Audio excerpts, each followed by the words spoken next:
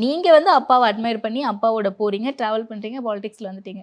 But என்னோட பொண்ணு களத்துல நிக்கிறாங்க. எனக்காக வந்து பிரச்சாரம் பண்றாங்கன்னும்போது, அப்பாவோட ரியாக்ஷன் எப்படி அப்பாக்கு இருந்துச்சு? ரொம்ப ரொம்ப சந்தோஷம் தான். ஓகே. அ என் போல்டா இருக்கணும், ம். தைரியமா பேசு, எதனாலும் தைரியமா ஃபேஸ் பண்ணு அப்படின்னு தான் சொல்லி தான் வளர்த்துருக்காங்க. ஸோ இதுலயுமே வந்து யார் சொன்னாலும் எதையும் எடுத்துக்காத. ம். நீ போல்டா ஃபேஸ் பண்ணு. உனக்கு என்ன மனசுல தோணுதோ, கரெக்ட்டானத நீ சொல்லு. அப்படின்னு தான் என்னைக்குமே ஃப்ரீடம் ஆஃப் ஸ்பீச் என்னைக்குமே தடப்பட்டது கிடையாது எங்க ஓகே, வீட்ல. ஓகே. ஸோ அது வந்து ரொம்ப ரொம்ப ரொம்ப ரொம்ப சந்தோஷமா இந்த களத்துல போணும் அப்படின்ற விஷயத்தோட இருக்கேன். ஓகே. உங்ககிட்ட சொன்னாரா அது ஆனா? நீங்க இல்ல. களத்துக்கு ஆமா, வந்த பிறகு அது என்ன ஆமா. என்ன சொன்னாரு? ஏன்னா மகளிர் அணி தலைவியா என்ன வந்து பொறுப்புல ஆ. குடுத்ததுக்கப்புறம் சொன்ன விஷயம் அதான். போல்டா இரு.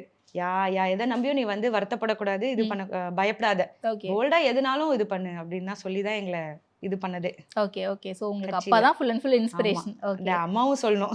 ஏன்னா ஆஸ் அ லேடி ஒரு ஒரு பொண்ணு வந்து அம்மா கிட்ட தானே ரொம்ப க்ளோஸா இருப்பாங்க. ம், லைக் ம். சில விஷயங்கள்.